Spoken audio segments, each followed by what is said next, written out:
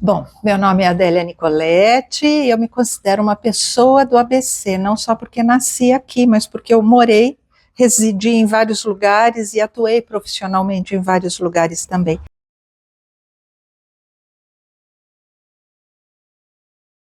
Eu nasci nos anos 60 em São Caetano, mas saí do hospital e já fui direto para São Bernardo, onde eu morei até os 12 anos.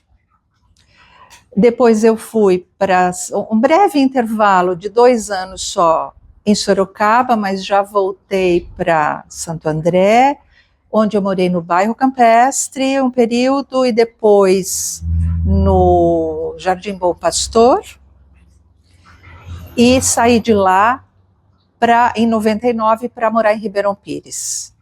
Fora isso, atuei profissionalmente em Diadema, em Mauá, frequentei Rio Grande da Serra, atravessei Suzano muitas vezes. O ABC é meu território. O alfarrábio, na minha trajetória, tem uma importância fundamental desde antes de ser alfarrábio. No Grupo Livre Espaço de Poesia, onde eu trazia as minhas poesias primeiras e participei de um concurso do Livre Espaço e ganhei segundo lugar. Isso no colégio, nos anos 80. O meu poema foi para uma exposição. Depois, como frequentadora do alfarrábio, como cliente também da livraria, do sebo, como participante dos lançamentos, depois como autora que vinha fazer seus lançamentos aqui, né? E agora como autora alfarrábio. Então aqui o meu livro mais recente, Manto da Transição, foi publicado pela editora Alfarrábio, tem uma apresentação da Dalila, o design editorial foi feito pela Isabela. O Alfarrábio, sendo também uma editora e uma livraria capitaneada por mulheres, isso é muito significativo também para a nossa região.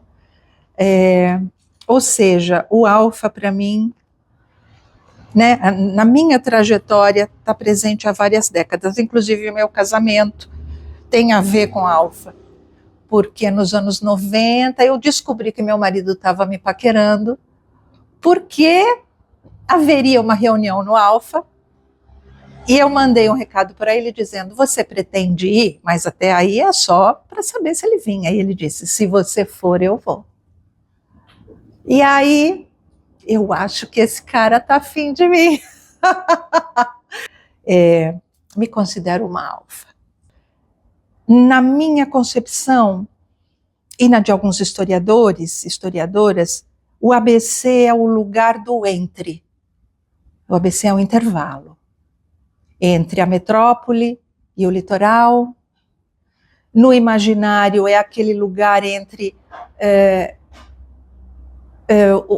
da onde eu vim e onde eu me instalo, porque a minha família vem para cá nos anos 50 como migrante, quando o ABC estava deixando de ser agrícola para se industrializar com automobilismo, indústria metalúrgica, automação elétrica, mecânica, e a necessidade a demanda por mão de obra traz a minha família, assim como muitas outras, no caso da minha, do interior de São Paulo para cá. Voltando, né, ao porquê que eu, como escritora, também me vejo nesse espaço do entre, porque a nossa atividade de escrita é entre as outras atividades todas que a gente exerce. Então, a gente pode até falar que é escritora porque eventualmente publicou alguns livros, não que você precise publicar para se dizer escritora, para se considerar assim, mas a gente escreve nos interstícios da rotina, a gente escreve nas pausas, nas fugas.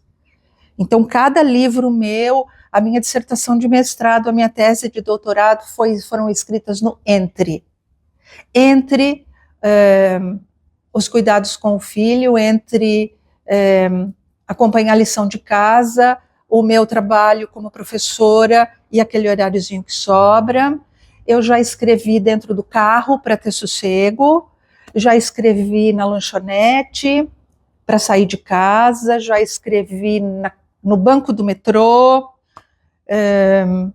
na biblioteca, né, na Biblioteca Municipal de Ribeirão Pires. Eu fiz boa parte da minha tese, escrevi boa parte desse trabalho com as fiandeiras na Biblioteca Municipal, na sala de estudos, porque ninguém frequentava aquela biblioteca praticamente, ela era só para mim.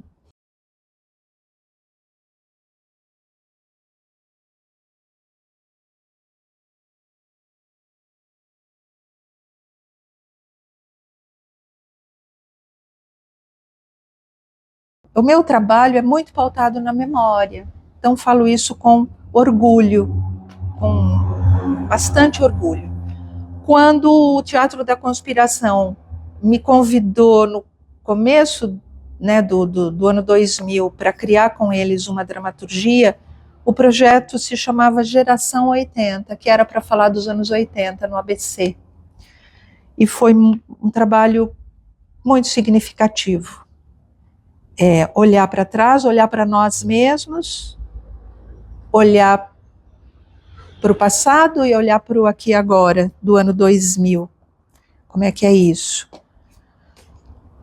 Quando a coletiva Pontos de Fiandeiras me chamou para atuar com elas, e nós nos reunimos e falamos sobre o que cada uma queria trabalhar no Encena, a minha resposta foi: eu quero falar sobre a mulher do ABC.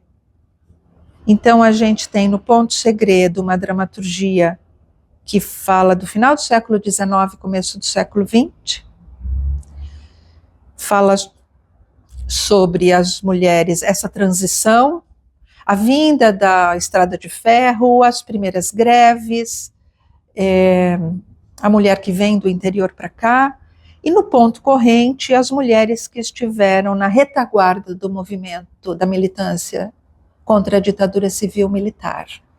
E foi tão importante para nós entrevistarmos as mulheres que participaram disso, descobrirmos que existiu uma associação das donas de casa no ABC, o quanto isso foi importante para as conquistas da época.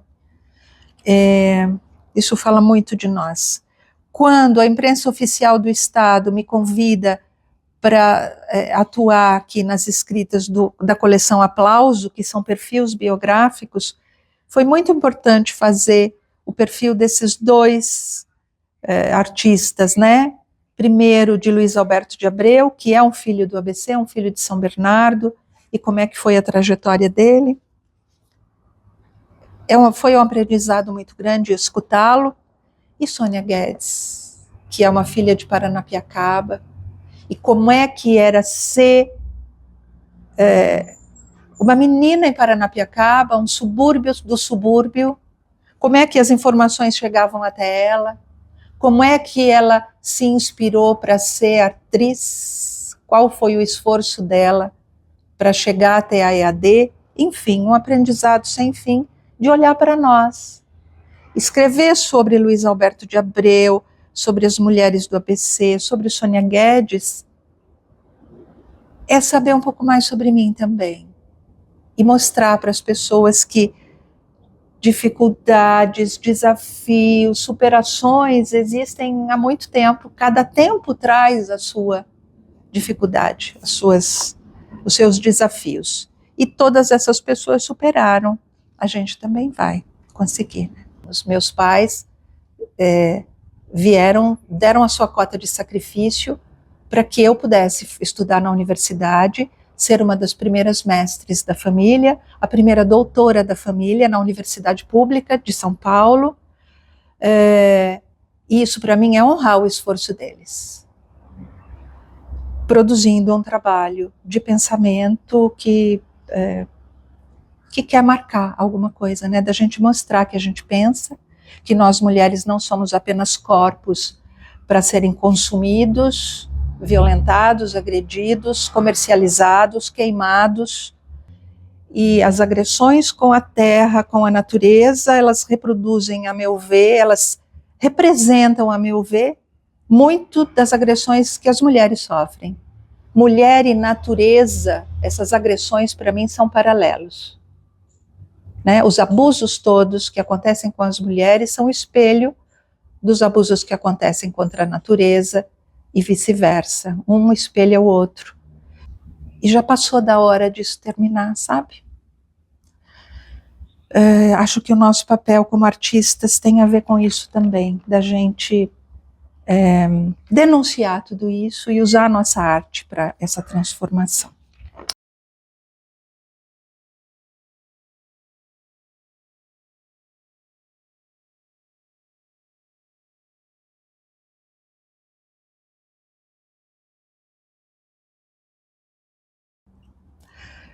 Rude Ramos é a minha pátria. Minha infância é dali. Ali estão os fundamentos de quem eu sou hoje. Tudo, o que eu vim a ser se fundamentou ali, no plano afetivo, no plano profissional. Porque, para suprir a demanda por educação daquele tanto de imigrantes que tinham vindo para o ABC, foi necessário um plano pedagógico sólido. E eu tive a sorte, o privilégio de estar ali em São Bernardo nesse momento, quando os parques infantis começaram a existir em toda a sua potência. Né? Eu nasci no ano do golpe militar, e ali, no Parque Infantil de Vila Mussolini, o projeto pedagógico era, assim como em toda a rede, né? Atividades artísticas de teatro, canto, dança, bordado, tapeçaria, artes plásticas, esportes, apresentações, canto coral. Então a gente desenvolvia tudo isso ali, não havia preocupação com a alfabetização, era uma formação total ali. Eu tinha um reforço disso em casa, com livros que a minha mãe comprava. Então foram 6 anos nesse tipo de escola. Quando eu vou para a escola estadual, eu já estou cantando, dançando, fazendo teatro, e ouvindo histórias, ou seja, prontinha para um futuro de letras, artes e humanidades. Uma coisa que eu acho importante, né? Eu falo que o Rude Ramos é a minha pátria. E quando eu quero recarregar a bateria, é para lá que eu vou. Porque a casa em que eu morei está lá, os 2 vizinhos de lado são os mesmos, a padaria que eu ia comprar é a mesma, o galpão onde era jacuzzi continua um galpão, o supermercado é o mesmo, a termomecânica está lá, o Colégio Harmonia está lá, a Martini, onde meu irmão começou a trabalhar com 14 anos, agora é o Sonda, mas está lá, o parque infantil que eu estudei, a escola estadual e o posto de saúde, onde eu fiz corte e costura. Em casa eu via minha mãe costurar, as minhas tias bordarem, eu também já fazia isso, fui estudar corte e costura lá. Então eu deixo meu carro em algum lugar e vou andar por ali. É muito importante o nosso território, quando ele traz alegrias para nós, eu acho que para o meu reconhecimento, para a minha identidade, é muitíssimo importante encontrar as coisas como elas eram. Porque é uma maneira de eu olhar para mim de novo, para eu me aterrar de novo. A gente vive num projeto, o capitalismo nos coloca num sistema em que é o aqui e agora só. É o descartável, é o provisório, é o daqui para frente, a fila anda, deixa para lá, queima os navios. Mas é um projeto muito concreto de desenraizamento e de nos deixar à deriva. Para, nessa deriva, a gente ser levado para onde se quer. No consumo, né? Nas ideologias, nas não ideologias, em tudo a gente fica sem as referências anteriores. E na escola estadual, o presidente Arthur Bernardes, ali no Rude também, eu tenho uma intensificação dessa vida, dessa vivência artística. Continuo, então, no teatro, nas redações escolares, que me dão prazer, nas escritas, mas principalmente na minha formação como leitora. Essa década é importante, e a escola, no caso. E aí eu citaria, nesse momento do começo dos anos 70 principalmente, coleção Vagalume, da Ática, que é marcante para muita gente, e a editora Tecnoprint, com a coleção Coquetel, que a gente encomendava os livros, a gente escolhia, pagava para a professora e recebia depois para a gente ler. E aquilo para mim era fantástico. Então eu lia mesmo e comprava outros.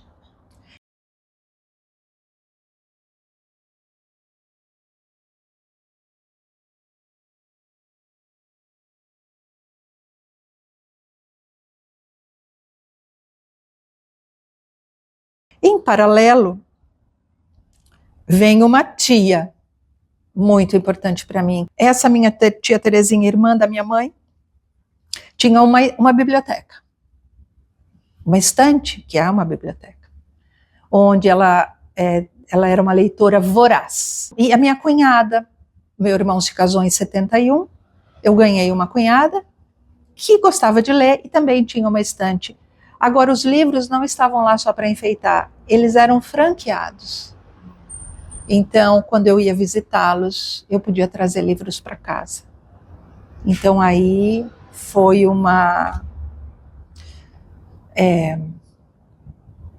começo de um vício, eu acho, né? Porque já começou, daqui a pouco já veio a pré-adolescência, e aí ficou uma dependência química que continua até hoje. E nesse período dos anos 70, frequentava a Biblioteca Malbataan, no Rude Ramos, eu nem sei se existe ainda, mas um lugar delicioso, fresco, aconchegante, que eu tenho memórias muito queridas de lá. E que eu ganhei aos 12 anos a minha primeira máquina de escrever. Eu pedi de Natal uma Olivetti Lettera, porque eu já não queria mais escrever à mão, eu queria escrever à máquina. E começou uma outra coisa que tem a ver com teatro, que é ler para minha mãe, porque ela gostava de bordar e escutar.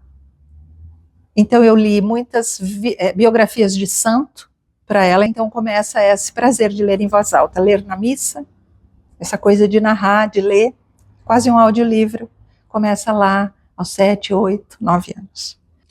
E no final dos anos 70, começa o hábito da escrita de diários e de cartas. E aquela ansiedade de olhar a caixa de correio para ver se chegou carta, né? Então a gente viveu os anos 70 sob a ditadura militar, acho importante a gente lembrar disso, com aulas de educação moral e cívica, o SPB, hasteamento de bandeira às sextas-feiras. Nos anos 80, com a abertura, com o movimento sindical, com Diretas Já, com fundação do Partido dos Trabalhadores, que escapa ao Arena MDB, aquela dualidade direita-esquerda, a gente ganha uma maior consciência política. Isso transparente, isso vindo na adolescência, porque viver os anos 70 na infância era como se não tivesse acontecendo nada. Eu só punha no cabeçalho o presidente da República, Emílio Garrastazu Médici, e acabou. Era isso. Agora, nos anos 80, na adolescência, que é o período em que a gente está mais antenado e quer mudar o mundo, viver isso no período de abertura foi muito importante, e isso transparece no nosso trabalho. E é nesse período que eu vou para o colégio, no Américo Brasiliense, né? E vou fazer o magistério. E crio ali um grupo teatral. E começo a fazer dramaturgia, então, a minha escrita de dramaturgia é nesse período dos anos 80, é onde eu me reconheço como alguém que vai criar para teatro. Faço teatro também e começo a escrever as próprias dramaturgias. Uma biblioteca a meu dispor, biblioteca muito rica, e eu lia muito teatro ali. Então, quando foi para eu prestar o vestibular na ECA para teatro, os livros que eram necessários para o vestibular, para a prova de aptidão, eu tinha na biblioteca do Américo Brasiliense. E nesse período, foi também quando eu entrei na faculdade. Eu comecei a fazer teatro, estudar teatro na ECA, mas era muito difícil chegar, eram 2h30, 3 horas para chegar, ao mesmo tanto para voltar. Não, a minha vontade de estudar teatro não foi suficiente para esse desgaste todo. Concluí o magistério e fui fazer FATEA. E ali encontrei a minha turma, com quem eu troco e convivo praticamente até hoje, que é a mesma turma do Teatro da Conspiração. A gente está junto desde os anos 80.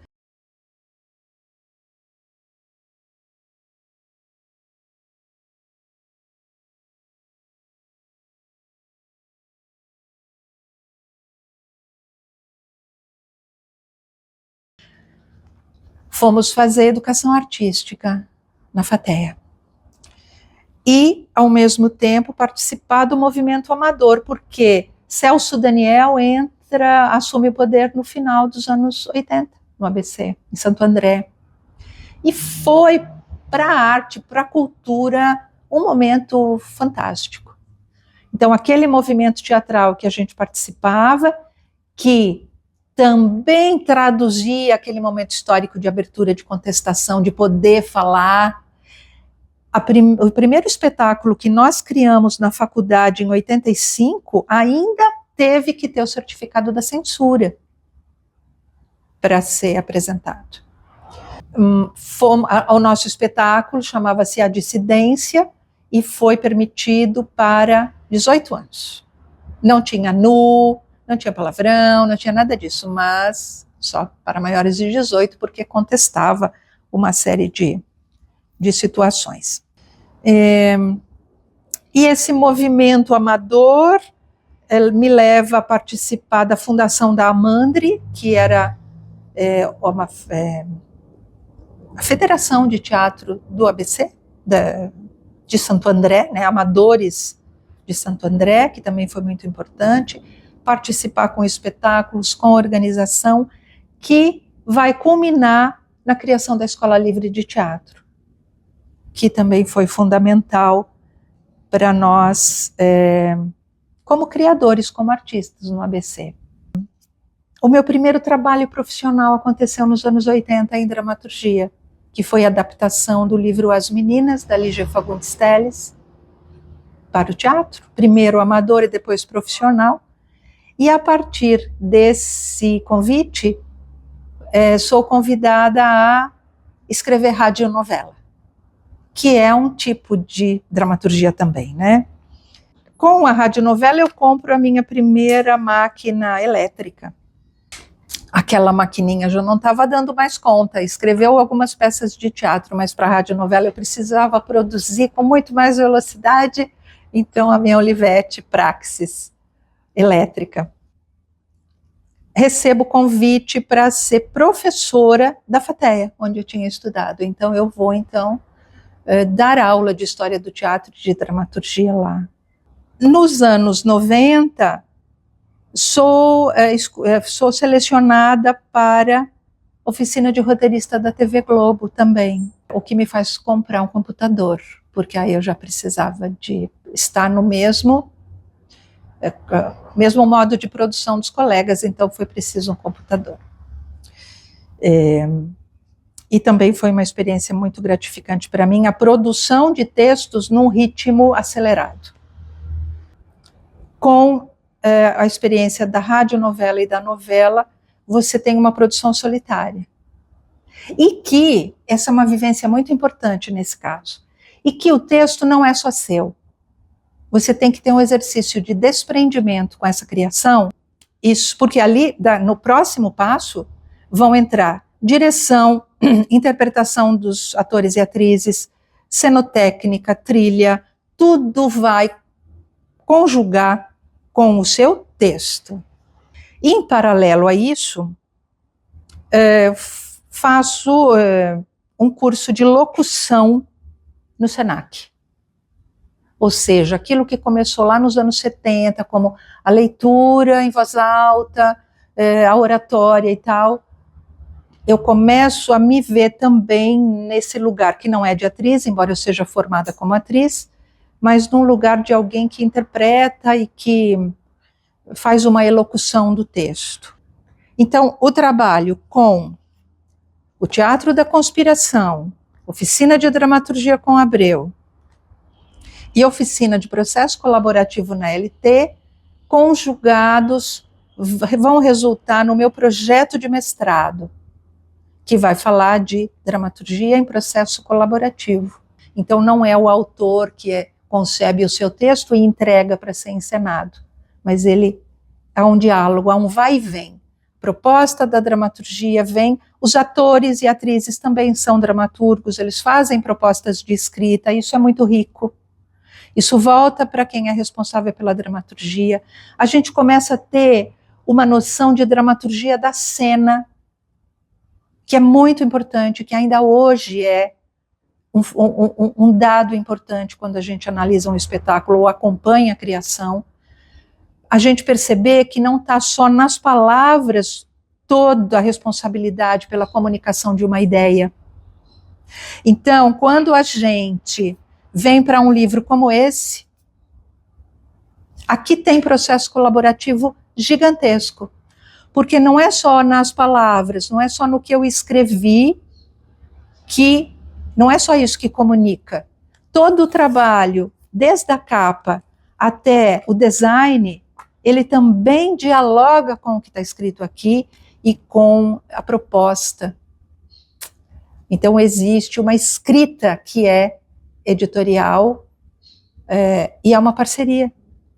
Isso é um ganho muito grande para o teatro e é muito gratificante para mim saber que a minha dissertação de mestrado já foi acessada por milhares de pessoas e faz parte da bibliografia de incontáveis pesquisadores. E estar ali no começo disso na Escola Livre foi muito bom, né, participar desse momento.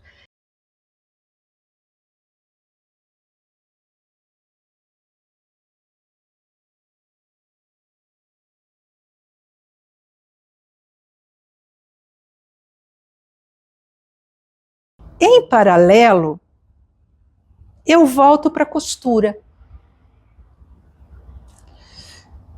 E nos intervalos do mestrado, quando eu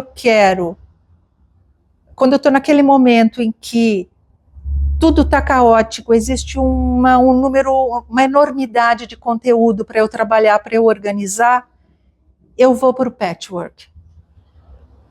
Então, o meu trabalho de organizar os retalhos, compor geometricamente, ou fazer um crazy, como a gente chama. Eu fiz dezenas de almofadas durante o mestrado, porque eu sinto que essa organização do tecido, essa organização gráfica, estética, essa composição aqui, me ajudava a organizar o pensamento para a escrita.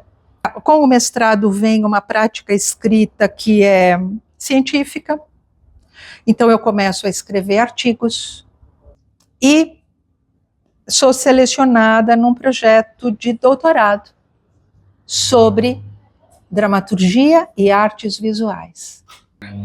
Em 2016, eu participo de um projeto que depois também vai culminar no Manto da Transição. Eu sou convidada pela professora doutora Nina Veiga, que é uma mestre em artes manuais, mestre e doutora, a lecionar escrita criativa num curso de pós-graduação em artes manuais para a educação. E desse trabalho, especificamente, dentre outros, resulta este livro, que para mim foi um presente da vida, foi um livro organizado a partir dessa disciplina que eu conduzi, que foi de memórias, né? Nos anos 2010, também houve um momento muito significativo na minha trajetória pessoal, que foi a transição de gênero do nosso filho mais novo. Em 2014, ele se identifica como homem, como um homem trans, e ali eu começo uma outra prática escrita, que é o Diário da Mãe Trans. Um diário que acompanhou a transição de gênero dele até 2018. E em 2019 eu começo o projeto Partilhas Literárias, que é de narração de audiolivros pelo WhatsApp.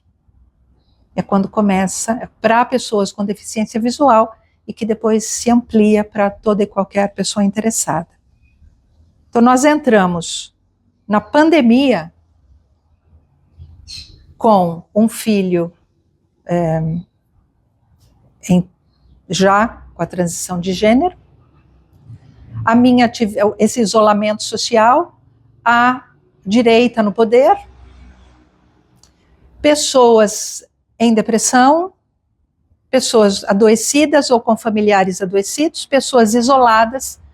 Então, o meu trabalho com audiolivros se mostrou essencial para muita gente. Então, foi o momento em que esse trabalho se desenvolveu, tanto a tal ponto que agora eu me defino como uma narradora de audiolivros. Tudo que eu faço praticamente tem uma questão ética e política envolvida, necessariamente. Eu preciso ver um sentido nas coisas que eu estou fazendo, precisa ter um sentido não só para mim, mas para todo mundo. E nesse escopo, a gente tem um projeto que foi proposto durante a pandemia, que foi de Um Teto Todo Seu. E aí eu convido uma série de mulheres que a condição era terem lido Um Teto Todo Seu, da Virginia Woolf, selecionar um trecho que elas achassem significativos, e nós conversaríamos em lives, as famosas, famigeradas lives da pandemia, pelo Instagram, conversaríamos sobre a atividade de cada uma como escritora, e esse escritora num leque imenso, né? E conversaríamos a respeito, e depois elas leriam um trecho, esse trecho selecionado, e falariam a respeito. Foi muito gratificante, muito. Eu não me emocionei até agora. Então, isso trouxe para nós olharmos para nós mesmas como escritoras. E em 2022, a gente resolve propor, num edital do PROAC, edital LGBT, um projeto em que eu poderia usar os textos do meu diário de transição do meu filho como um mote, como um motivo para ouvir o depoimento de outras mulheres, o relato de outras mães, de homens trans, saber como elas enfrentaram, como elas viveram esse desafio e essa transição, e criar um livro a partir disso. A minha trajetória está toda aqui. Acho que dá para resumir, é quase um testamento esse livro, né? Até hoje, até agora. Ele resume muito de tudo que eu vivi. Porque aqui tem a minha escrita diarística, a minha escrita ficcional, tem a Adélia leitora, porque tem trechos das minhas leituras, tem a Adélia das artes manuais, porque eu também são escritas, são narrativas escritas e bordadas. Então a Adélia das artes manuais, a bordadeira, está aqui. A Adélia das artes visuais do doutorado está aqui, porque aqui estão Leonilson, Bispo do Rosário, por exemplo, Luiz Bourgeois, Zuzu Angel. Aqui tem dramaturgia, porque na hora de eu conceber a estrutura do livro, eu pensei numa estrutura dramatúrgica, na medida em que uma narrativa puxa a outra, leva a outra, e é quase como uma reunião de mães conversando. As minhas amigas estão aqui também, né? Na apresentação, no pós-fácil, no design. A minha família está aqui, a minha mãe está aqui, então está tudo reunido nesse trabalho. É muito bom falar disso, porque é quase que um resumo da minha trajetória toda, como leitora, como autora, como cidadã, porque aqui também tem militância. E então, aqui tem memória, que é um trabalho que eu valorizo muito na minha trajetória, e está também a narradora, na medida em que ele vai se transformar num audiolivro. Então está tudo aqui, é muito bom falar com vocês a respeito disso.